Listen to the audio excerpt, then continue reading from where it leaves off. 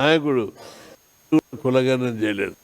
మోడీ గారిని పోయి విద్య వెంటనే కులగణన ఒప్పుకున్నాడు. ఈ జూన్ నుంచి కులగణన జరగబోతుంది.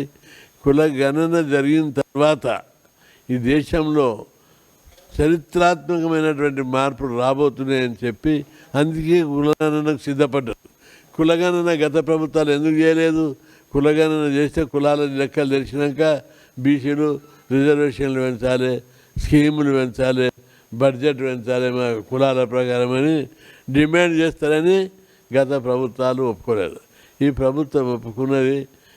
ఇక్కడ ఉన్నటువంటి ప్రజలందరూ బీసీలు, ఎస్సీలు, ఎస్టీలు వీళ్ళంతా భారత మాత బిడ్డలు, వీరికి సమాన హక్కులు ఇవ్వాలని ఒకే ఒక పార్టీ భావించేది బీజేపీ.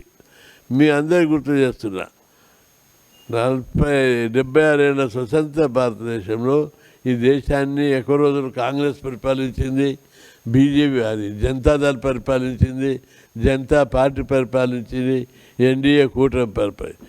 ఏనాడు ఏ పార్టీ అయినా బీసీలకు చట్టసభల రిజర్వేషన్లకు కొట్లాడిందని నేను ప్రశ్నిస్తున్నాను. అందుకే బీసీలకు ప్రతి దశలో అన్యాయం చేస్తున్నారు. ఈ వైఖరి మార్చుకోవాలి. బీసీలు రగిలిపోతున్నారు. మాట మాకు కావాలని డిమాండ్ చేస్తున్నారు. అందుకోసం పెద్ద ఎత్తున బీసీలు ఉద్యమాలకు సిద్ధం కావాలని చెప్పి నేను విజ్ఞప్తి చేస్తున్నా.